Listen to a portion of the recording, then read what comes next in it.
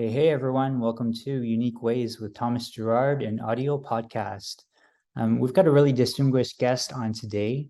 He is the former Chief Design Officer at 3M. He's an author, a design leadership advocate, a keynote speaker, a guest lecturer, advisor, and a mentor. Please join me in welcoming Eric Quint. Welcome, Eric. Thank you, Thomas, for having me on the show. Thank you. Are you ready for 20 questions? Yeah, please go ahead. Great. Number one, tell me a little bit more about yourself. What do you do? Well, maybe the best way to explain what I do is based on two principles. One is the principle and my definition of design thinking. And I see design thinking as a kind of a mindset for collaboration and also leading to transformation. And I have practiced this across multiple levels of an organization. And I think you can drive progress, big deal with it. So design thinking as a mindset for collaboration is one thing. Then the other thing is, I believe strongly that designers will be a catalyst to connect all stakeholders to lead the way in driving meaningful change and relevant ideas. And so based on those two, you can say that at this moment in time, I disseminate my experience in executive design leadership to inspire and guide the next generation of design leaders to become more effective. I have seen that there is a need for that, and I'm happy to be a mentor and a coach for this. Great. Just a note for our audience, Eric and I don't know each other yet. We're just meeting now, but I think I came across him after seeing the work of Mauro Porcini, who's a Chief Design Officer at PepsiCo, and realized that that was a real job. Question two, what's a key piece of knowledge that makes you different? Well, I have learned throughout my career how to elevate design at a scale in a large global organization that is really helping to elevate design in an appropriate way. And in doing so, you need to navigate the complexities and the dualities in such organizational circumstances in order to let design flourish and take the benefit of design and creativity. And when I was actually Chief Brand and Design Officer for 3M Company,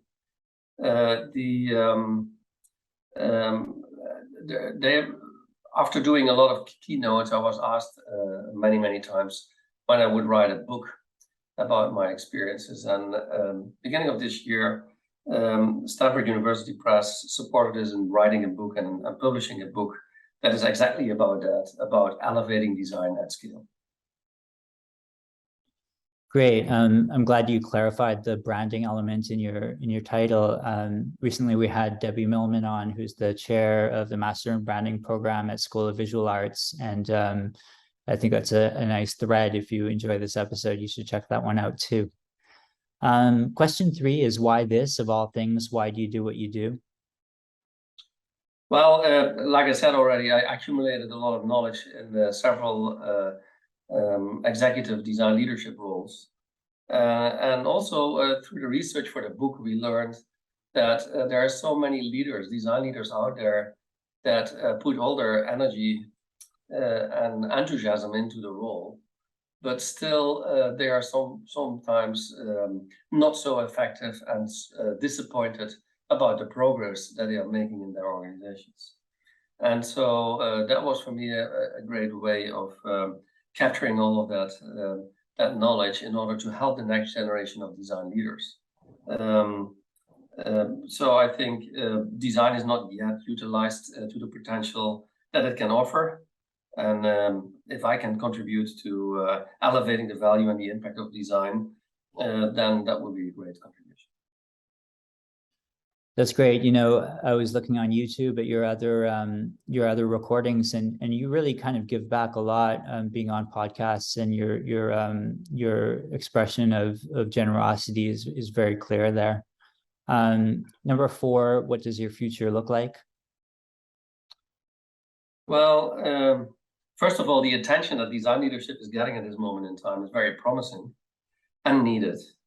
And as a design leader, I believe that the imagination and the creativity and collaborative approach of designers will be a kind of a protagonist to contribute to solve in collaborative ways to the world majors challenges. And so my future, and I think the future of design leaders and designers, is very bright because we all know about the major challenges that we have in society. And I think designers are really a spider in the web to help to get this going. Great. Number 5 is somewhat unique to this podcast, and I imagine you'll have a nice answer for this, but it is, let's talk about location. How does the notion of place play into what you do? Well, a place is extremely important, I think. And I give you one example. When I was talking with 3M about my executive leadership role, they offered me any place in the world to run the show. And my first question to them was, where is your leadership? Where are the main stakeholders of your businesses? And they were all at their headquarters in Minneapolis. And so I said, well, I have to come to Minneapolis because it doesn't make any sense for me to be anywhere in the world and not being connected to the stakeholders. So place has two kind of realities, also very much driven by the pandemic. And before the pandemic, like I said, I believe you need to be close to your main stakeholders to influence and drive progress and use personal relationships with empathy to get things going.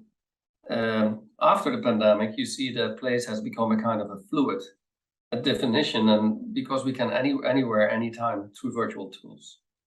And that allows me also to talk to you today and, giving my keynotes and guest lectures and mentorships all over the world. Because of all that fluidity. So there's two links to that. The other thing I strongly believe is that if you want to build strong brands for companies, that doesn't happen in isolation. That happens in working together, challenging each other together, creating ideas together to elevate that brand into the next level. And so the whole hybrid working space has for sure some challenges on that end. Great. Yeah, we're recording this podcast from Vancouver, Canada, but I've spent time in India and China, living and working in those places, and you definitely feel disconnected in a certain way. It's weird, even being online, you kind of really plug in when you're in a place like Vancouver or another big city.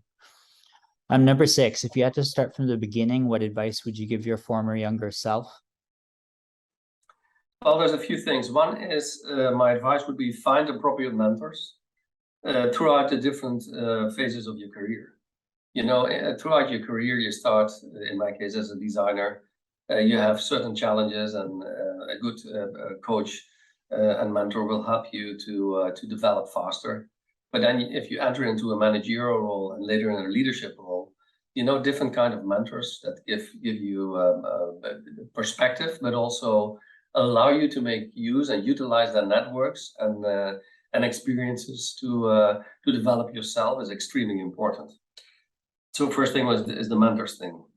The other thing is, I think, is managing excitement and enthusiasm in more effective ways is important, to let that enthusiasm and excitement work for you instead, and becoming more fearless instead of, it could also become roadblocks.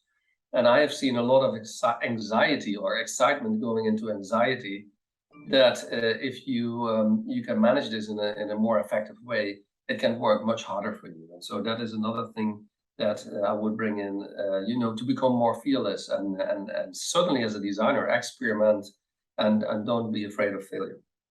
And then the last one is an interesting one that my team members always reflect back to me.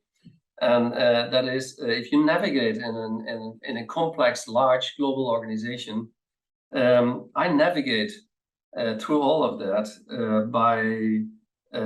based on what people do to me and not to what people say to me. And I think this is an extremely important thing, because I met lots of people that say great things to you and promise you great things to support you. But in the end, it all matters what they are going to do actually, and what their commitment will be. And so that is a great way of navigating through the wilderness of all kind of opportunities that you have. That's great. Recently we had John Maeda on, and he's been talking recently about fear-based decision-making versus kind of curiosity-based decision-making, and how important it is to embrace that curiosity. Sure. Yeah. Number 7, what's a day in your life like? Well, since the publication of the book, I'm connecting a lot with my network. I mentor design leaders and complete teams. I prepare and giving guest lectures and keynotes globally, and doing podcasts like this. And like I said, sharing my knowledge to the next generation of design leaders. And I think it's a lot of fun to do so. Actually, you can amplify all of your experiences beyond running a design team, like I always did in large organizations, to design teams and designers part of many organizations. And so that has a kind of an enjoyment to amplify the impact that you can have on design leadership. And so I happen to coach design leaders, leadership teams, but also with their managers on board level, to talk about how we can elevate design in an effective way and in an appropriate way for their particular business. Great. That brings us to number 8. Lifelong learning is a popular topic. How do you stay up to date? Well, you mentioned the word already. Curiosity is the one and only word, in my opinion. So yes, you listen into many podcasts and reading. You go to events if possible. But in the end, it all comes down to your openness and your curiosity to explore new areas. And so curiosity is the thing. 9, what tools do you use? Are you digital and analog? Well, both, of course.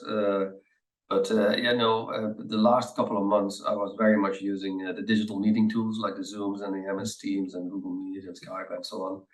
But also co-creation tools, whiteboard tools like Miro and Mural, and social platforms. So it's also a great way to digitally be connected with your target audiences and have interesting dialogues going on. So and of course, internet is an unlimited source of knowledge, which is a given nowadays, but is pretty unique. Great. Halfway, number 10, how do you deal with work-life balance? Well, work-life balance changes throughout the years, but the one red thread through all of that is that you need to be reflective to yourself, both body and mind. And I also always embrace guidance of the ones that are close to me, maybe the loved ones or my close colleagues that are in your direct surroundings. If you go in unbalance, you get signals from your direct environment that can help you to listen better to yourself.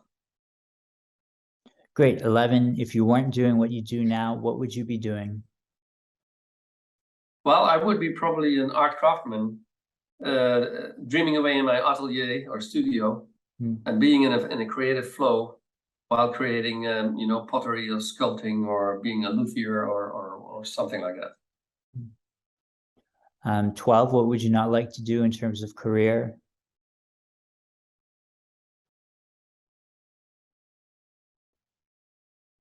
Useless things.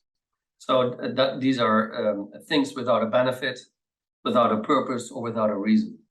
And that's that happened a lot in particularly also in large organization. It's referred to as bureaucracy. That's a bad thing. 13, what's your favorite word, quote, or sentence? Well, my favorite sentence is the more turmoil, the more opportunities. So that is related to the glass is half full. And so I have been through many reorganizations in different businesses, where you have to rethink the future, where sometimes the environment is forcing you to rethink your future, and that can be very scary, and it can bring people out of their balance. But I have to remember myself and my team members that yes, all that changes may be not a very pleasant way of state, but you should realize that if nothing is changing, you don't have a lot of opportunities, and so the more turmoil again, the more opportunities. How about a least favorite word, quote, or sentence? Well, I don't like the word frustration. If people come into my office and say, "Well, I'm frustrated because of," and then whatever, I say, "Oh wait." The word frustration for me has a connotation to negative energy, kind of hopelessness, being defeated or blocking, and that's never a way of getting out of that what they call frustration. So if people start to talk about their frustrations with me, I sit down and start to listen and start to open up and show there's a lot of opportunity in all of that. If you had to choose one word to describe yourself, what would it be? Well, I refer here to words that my team always said about me. And what they say is two words. One is optimistic resilience and passion. That are the two words that are capturing my drive for design and creativity and collaboration in a good way. 16, what keeps you up at night? Well, actually not a lot, but the only thing that would keep me up at night is the excitement of endless possibilities and how to contribute to this. If you think about big companies, one of the pitfalls that they have is they have endless opportunities. They have networks, they have knowledge, they have investment available. And so, there's a lot of things happening. And in all of those opportunities and possibilities, it's easy to get lost. And so what I always like is that when there are great opportunities for a collaborative effort or for a new innovation, then what keeps me up at night is my enthusiasm to think about how my team and myself can contribute to them. Great. 17 is, what's a dream you're chasing? Well, one of my dreams that I'm chasing is to build my own jazz guitar, which I'm going to do in the coming year probably. And that comes back to that art craftsmanship that is very well close to my heart. Final stretch, 18, what inspires you? Well, any beauty of art and music, creativity, but particularly creative people from totally different fields. If they start to collaborate together and explore unexpected new territories, I can really get inspired from that. And so in my career, I had the opportunity to have a few of these, let's say, amazing collaborations that either with great architects or with great fashion designers or great other designers or industry leaders. And that is always, for me, the kind of 1 + 1 is 3, the additional, that brings it in and that inspires me. 19, any advice you'd like to share? Well, there's maybe 3 things that I want to share on that advice. First of all, storytelling is extremely important, and the way you tell the story. And people in my team, they always said to me, the way you tell your stories is like the things you talk about are already in place while they are still, dreams or concepts. And I think that is the power of storytelling. I remember when I made my first proposals for a design headquarters in the headquarters of 3M, people told me that the way I was talking about it and I visualized it was as if there was that place already there, and it took us another 2 years to build. So storytelling, the power of storytelling is extremely important, and to practice this muscle is important. Then the other one I mentioned already before, fearlessness is important. Yes, John Maeda maybe is saying driving it with curiosity. You can drive it with many things like passion as well, or curiosity. But in that fearlessness, I have learned that you can use disagreement as a source to drive progress, and because you can only do so many things. And so if you are too much of a yay person saying yes to anything, then you get very thin spread. And you can imagine that with all the opportunities you have in large organizations, you have to make choices. And so you have to say no, because by saying no to one thing, you create room to move, time, capacity, investments to other things that are maybe more of a higher priority and more important. But if you use disagreement as a source to drive progress, I always mention there's 3 principles that you should use. One is you should, in the disagreement, it should be based on arguments so that it is clear why you do it. Secondly is it should be respectful, so it's not an attack on any person or an individual. And third, it should drive an overall goal, a bigger thing. And if you have those 3 things in place, you are, in my opinion, always in a position to disagree with what's going on in your environment to make it a better place. And the last one, next to storytelling and the fearlessness, is the one role I like the most in my Chief Brand Design Officer role is what I call being a corporate rebel, although with a purpose. And so that is the role where you can ask questions and you can not take things for granted. And I think that is a very healthy way of stimulating the debate and the dialogue to think on alternatives and new ways of transforming things. Great. And number 20, we know about your guest podcasting, but how can our listeners keep tabs on you? Well, the platform I'm most active on is on LinkedIn. That's just because of my link to the professional design community and design leaders. And because of design leadership, this is not about the beauty of things, but this is about the organization of things and the leading of things and the management of things. And so on LinkedIn, you can find a lot of references to articles, podcasts, keynotes, but also to the book that we have written. Okay, well, thank you so much, Eric. Such a privilege to have someone of your stature on the show.